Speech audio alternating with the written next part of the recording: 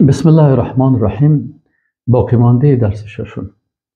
مانع چهارم، اعجاب یا از خود راضی بودن. بعضی کسا هست از خود بسیار راضی می باشن. چه قسم از خود راضی می باشن؟ من بسیار میفهمم، من بسیار عالم هستم، من بسیار دانشمند هستم، کل گپا را من میفهمم. حاجت به مدرسه و استاد و درس و عربی یاد گرفتن چی هست؟ من خودم تحلیل میکنم. بنابراین انسانی که خود جامع کمالات فکر میکنه، انسان عقیده درسته یاد نمیگیره. چون میگه من میفهمم، من از همه چیز میفهمم.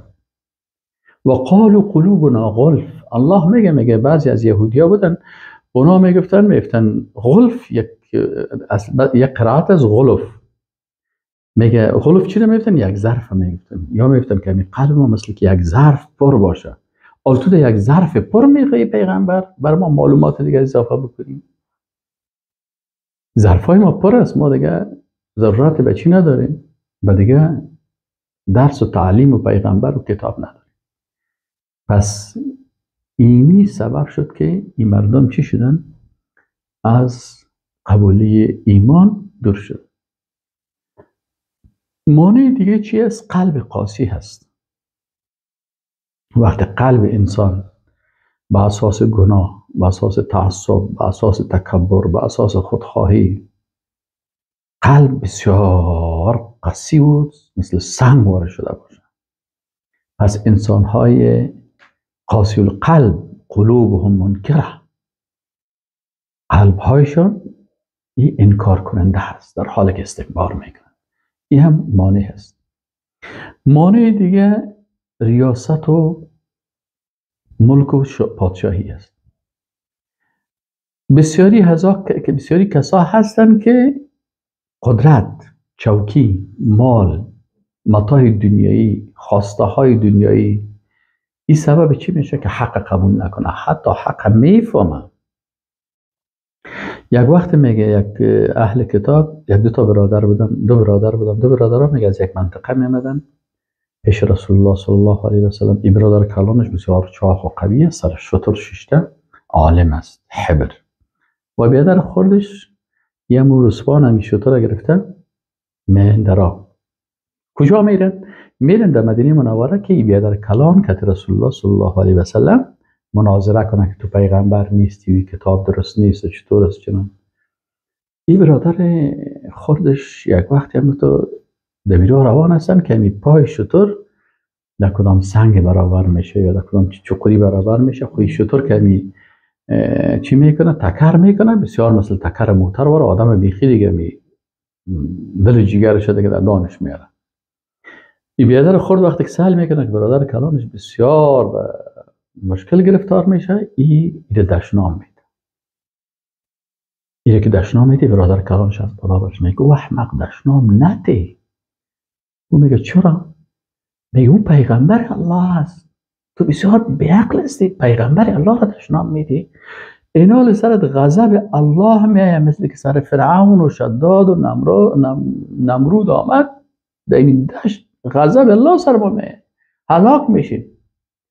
بیادر خودش میگه خاکی پیغمبر الله هست، تو چرا کتش مناظره میکنی و جنجال میکنی و عالم میری؟ برای چی میری؟ برای میری که برش بگویی که تو پیغمبر نیستی.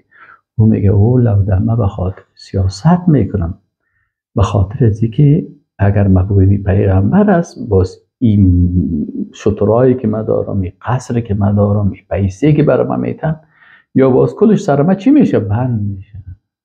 پس این برادر خورد که برادر بزرگ وقتی در مدینه منوره میرسه، برادر خود راستن میره پیش رسول الله صلی الله علیه و سلم، میگه اشهد ان لا اله الا الله و اشهد ان محمدا عبده و رسوله.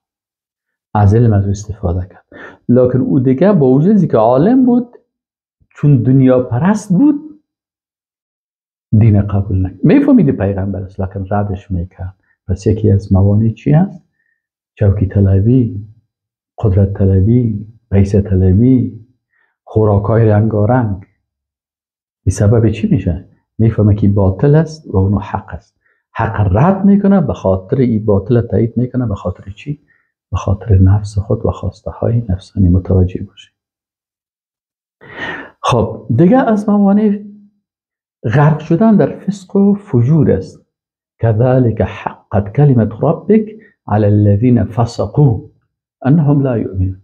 کسانی که فاسق شدن، یعنی در گناه ها بسیار مشغول شدند، الله متعال میگه که انسان هایی که به فسق و فجور مبتلا شد بازی ایمان نمیارن. چرا؟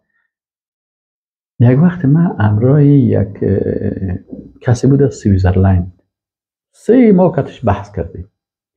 3 ماه بعد این شخص گفت من پیغمبر قبول دارم که محمد رسول الله است صلی الله علیه وسلم. از سویزرلند بود که خود من در منطقه وزیر اکبرخان کابل. خب 3 ماه با هم روزانه 2 ساعت میشیشتیم و 2 ساعت ما وزیر تقریبا 1.5 ساعت شخص مناظره میکردیم. مناظره نمیدونم من دلایل برش میگفتم، سوال میکرد جواب سوال جواب.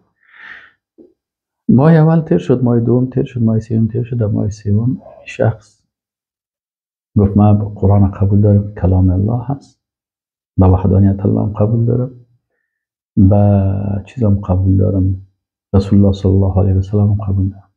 همش گفتم خلاص تو که یارا قبول داری یک کلمه بخوان مسلمان میشی. گفت نه من کلمه نمیخوانم. گفتم چرا نمیخوانی؟ گفت نمیخوانم. گفتم سعی کنم اول که ما تو شروع کردیم برای ما یک شرط گذاشته بودی که استاد ما تو چیزی که در قلب ماست میگیم، دروغ نمیگیم. خودم 3 ماه دروغ براتون نگفتم، چیزی که در دلم بود برات گفتم. حالا گفتم خیلی بگو علتش چی است؟ گفت من در اون مملکتی که هستم، گفت آنقدر من در شراب خوردن، در دیدن فیلم های ناروا، در گناه ها، گفت من در یا اقدر مبتلا هستیم، در منطقه ما رو مبتلا میسازن مثل که یک نفر در هیروین مبتلا باشه، مثل که یک نفر پودری هست. میتونه الا بده؟ نمیتونه. میره قرار در زیر پل خواب میکنه، پودر الا نمیکنه. گفت این حال من نمیتونم که مسلمان دروغین شم که بگم مسلمان هم هستم باز بخیزم شرابم بخورم زنام بکنم و فیلم های خرابم زیل کنم یارم. اما اگر نخواهیم که یا کارا رو نکنم، ما بخید این معتاد است، میره ترک کردن نمیتونم. ببین الله متعال چی میگه؟ كذلك حقت کلمت ربک علی الذین فسقوا انهم لا یؤمنون. اینا در فسق مبتلا هستن یا ایمان نمیارن. چرا؟ فسقشان مانعش میشه. فسق و فجایع. خوب میفهمه که با این عمل ما کافر میشم، لکن در نعمتها و خواستها و گناهها و فسقی که مبتلا هست این رو چطور ترک کنه؟ بازا کلش از دست میره. از این خاطر باید میگه من یک استاد پیدا کنم، یک عالم پیدا کنم که در دستش قیچی باشه، برای من دین قیچی کده برم تو یک دین بسیار هم تو چی باشه آسان. یک کس میگه گفت که در تخته پشت ما یک دانه شطره، یک دانه چیز عکس شیر گفت که سوزن میخواست خالکوبی کنه. اون نفر که یک چند سوزن من گفتی کجا شد؟ گفتی والا سر شیر است. گفت کمش قضیه تیر باز که چند داده باز چی است؟ گفتی پایش است. گفت مشو گزی هم تیر ایش کجاست؟ گفتی دومش است. گفت فضی هم تیر شد. گفتی کجاست؟ گفتی تنش است. آخر اون نفر برگشت گفت این قسم شیر دیگه من از کجا جور کنم؟ سر نداشته باشه، تنا نداشته باشه، پای نداشته باشه، دم نداشته باشه، دیگه چه قسم شیر میبره تو در تخته پشت تو خالکوبی کنه؟ حالا یک نفر میخواه میگه تو یک اسلام باشه که دو جهاد نباشه، دو شهادت نباشه، دو مثلا با کافر مخالفت نباشه، یهوده بد نگویی، نصارا بد نگویی. متوجه هستی؟ کل این چیزا داشت باشه، دیگه حجاب نباشه، یکپا نباشه، این تو یک دین باشه. اینال برای این قسمی دین از کجا شود؟ چون ایده فسق و فجایع مبتلا هست، از این خاطر برش بسیار مشکل است. این مردم باز دین حقیقی اسلام قبول نمیکنن. السلام علیکم و رحمت الله.